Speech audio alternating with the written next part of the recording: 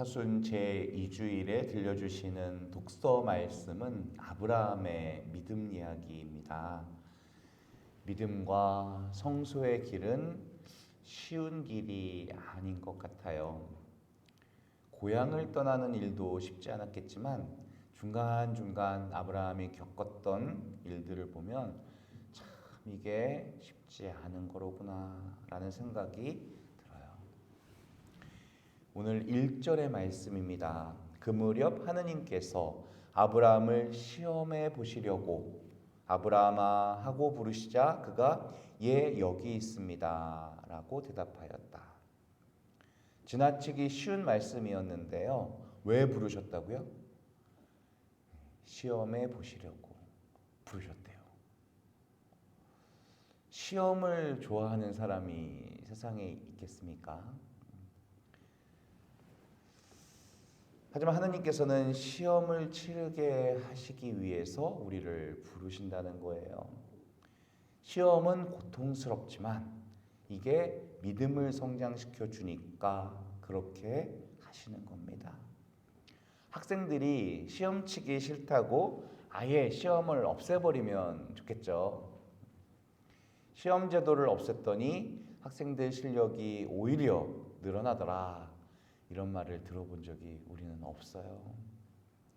어쩌면 우리가 피하고 싶지만 그 시험을 통해서 우리는 더 단단해집니다. 그런데 왜 하필 아브라함이었을까? 성경에는 아브라함이 원래부터 믿음이 좋았다? 라는 말이 하나도 없어요. 테라라는 사람이 70세가 되어 낳은 그냥 평범한 아들이었어요. 아브라함이 하느님께 대한 믿음이 좋아서 부르신 게 아니라 오히려 하느님께서 아브라함을 믿으셨기에 부르신 거구나. 베드로가 믿음이 좋아서 부르신 게 아니라 예수님께서 베드로를 믿으셨기 때문에 부르신 거로구나. 그러면 하느님이 나를 부르실 때 나의 믿음은 제대로 있었을까요? 내가 믿은 것보다 하느님께서 날 더 믿어주신 거로구나.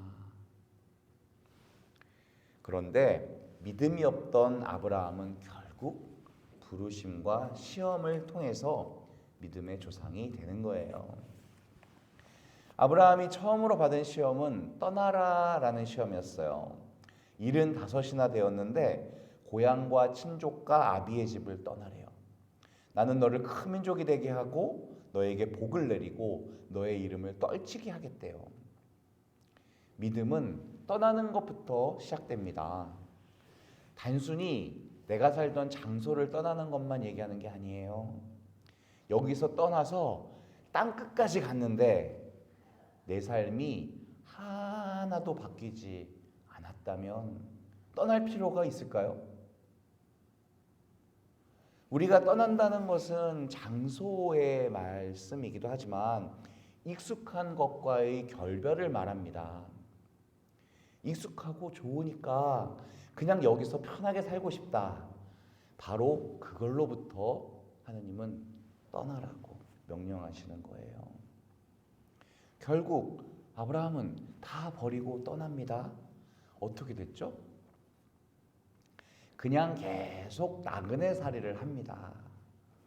약속하신 부유함은 오지 않았다. 기근이 들어 더 가난해졌대요. 아이러니하죠. 하느님의 명령에 따라서 다 떠나 가나안 땅으로 왔는데 그 땅에 마침 기근이 들었대요. 하느님 믿고 잘 따라왔는데 안 믿을 때보다 풍족하고 여유롭게 못 살게 되는 거예요. 왜 하느님을 믿었는데 오히려 어려움이 닥치느냐. 하지만 아브라함은 참고 기다립니다. 그리고 이번엔 에집트로 가요. 먹고 살기 위해 갔어요. 어찌저찌 하니 그곳에서 먹고 사는 문제가 해결이 됩니다. 물질의 문제가 해결된다. 그렇더니 이제는 또 관계의 시험이 시작돼요. 파라오와의 관계, 조카 룻과의 관계, 또 아비멜렉과의 관계, 매일매일 긴장 속에서 살아갑니다. 우리도 관계의 시험을 치르고 살고 있거든요. 내 뜻으로는 어찌할 수가 없는 관계 속에서 살아요. 내 힘으로는 안 되는 관계들 틈 속에 끼어서 피할 수도 없고 버릴 수도 없고 어떻게 할 수가 없는 상황으로 살아갑니다. 우리는 매일 관계의 훈련을 받고 산다. 다행히 아브라함은 나중에 아비멜렉이 직접 찾아와 계약도 맺고 이 관계의 시험도 잘 치러냅니다. 그런데 마지막 시험이 기다리고 있어요. 이것은 끝까지 놓지 못하는 어떤 것, 하느님은 그거를 보고 계신 거예요. 우리는 하느님께서 주신 것을 감사히 받았지만 그 받은 것이 하느님보다 더 중요해질 때가 있어요. 그런데 문제는 그거를 내가 잘 알아차리지 못한다는 거예요. 100살이 넘어 얻은 아들 이삭이 쑥쑥 커갑니다. 눈에 넣어도 아프지 않을 나의 귀염둥이 이 아들을 보는 재미가 지금까지 누려본 어떤 것과도 비교할 수 없는 그 기쁨을 누리고 있었어요. 그때 하느님께서 오시는 거예요. 하느님께서 부르셨더니 아브라함이 또 여기 있습니다. 즉각 대답합니다. 이게 제대로 된 대답이에요. 아담아 너 어디 있느냐 했을 때 아담은 오히려 도망가서 숨었어요. 불러도 눈을 마주치지 않았어요. 제가 여기 있습니다.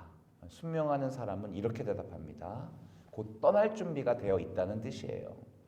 부르심은 보통 보내심과 같은 이야기예요. 하느님이 부르실 때는 목적이 있으니까 부르신 거거든요. 그냥 그 자리에 있게 할 때는 왜 부르실까? 하느님 부르심에 순명하기 위해서 마음먹은 사람은 늘 떠날 각오가 되어 있는 사람이에요. 이제 하느님은 하늘이 무너지는 명령을 내리세요. 이해할 수가 없는 명령. 어떻게 얻은 아들인데, 하느님께서 친히 주신 아들인데 그 아들을 살라 바치래요. 불에 살라 바쳐라. 어떻게 그게 이해가 갑니까? 이삭은 하느님께서 주셨죠. 하느님께서 주신 것이면 하느님의 것이에요. 그런데 그 받은 것을 내 것으로 생각하고 거기에 몰입을 하면 그것과 하나가 되어버리고 그러면 하느님과 점점 멀어지게 되는 거거든요. 그거는 내가 거기에 붙들린 거예요. 내가 붙잡았다고 생각하지만 사실 내가 붙들고 있는 것들이 나를 사로잡고 있는 것들이에요. 하느님께서는 그것마저 끊어내길 바라시는 거예요. 믿음은 떠나는 것으로 시작되지만 결국 다 포기하면서 완성이 됩니다. 궁극적으로 우리에게 뭘 선택할 거냐고 물으세요. 하느님이냐 너 자신이냐, 하느님이냐 네가 만든 우상이냐, 하느님이냐 하느님께서 주신 것들이냐. 분명한 답을 해야 될 때가 언젠가는 온다는 거예요. 하느님을 진심으로 사랑합니다. 말로는 그렇게 고백할 수 있어요. 이게 다 하느님의 것입니다. 하지만 정작 그것을 내려놓아야 할 때 누가 편할 수 있겠어요? 누가 몸부림치지 않을 수가 있겠어요? 아브라함은 그 명령을 듣는 순간 머릿속이 하얘졌을 거예요. 그리고 조금 정신이 들었을 때 도대체 이건 무슨 명령인가? 나한테 문제가 있나? 이삭한테 문제가 있나? 아니 하느님 머리에 문제라도 생겼나? 별 생각 다 했겠죠. 차라리 내 목숨을 달라고 했으면 그냥 드릴 텐데 어떻게 아들을 달라고 하시나? 하지만 밤을 새워 생각했다면 아브라함은 차츰차츰 하느님이 누구신지를 깨달았을 거예요. 여기까지 인도하시는 하느님, 내가 벗어날 수 없는 상황에서도 나를 구해주신 하느님, 내 안에 살아야 해. 죽은 태 안에서도 생명을 잉태하게 하신 하느님을 깨달았을 거예요. 그 하느님은 전능하신 분이시고 그 하나님은 나의 전부이시고 나보다 더 중요한 하느님이시라는 것을 깨달았을 거예요. 이삭도 생기게 해주셨고 나를 있게 하셨고 그리고 이삭을 통해서 큰 민족을 이루겠다고 하셨어요. 그런 하느님이라면 어떤 방법을 써서라도 설령 이삭을 거두어 가시더라도 약속을 지키실 분이라는 마지막 믿음까지 이르렀을 것입니다. 생각이 여기까지 미치지 않고서야 모리아산으로 출발할 수가 없었을 거예요. 내일 가라 하시니 그냥 뭐 알겠습니다. 무작정 간 게 아니에요. 모리아 땅은요. 나중에 다윗이 죄를 짓고 사들여서 타작마당을 사들여서 제사를 지내게 되는 땅이고요. 솔로몬에 의해서 예루살렘 성전이 지어지는 땅이에요. 그리고 궁극적으로 예수님께서 십자가에 달리게 되실 바로 그 땅이에요. 하나님께서는 지금 아브라함을 두고 예수님은 어떤 모습이고 또 어디를 가게 될 건지를 보여주고 계시는 거예요. 미리 보여주시는 겁니다. 하느님께서 부르시면 하느님의 일을 감당할 수 있는 사람이 됩니다. 우리가 아무리 깨어진 파편과 같은 존재라 할지라도 이 스테인글라스 있잖아요. 이 아름다운 스테인글라스가 될 거라고 믿어요.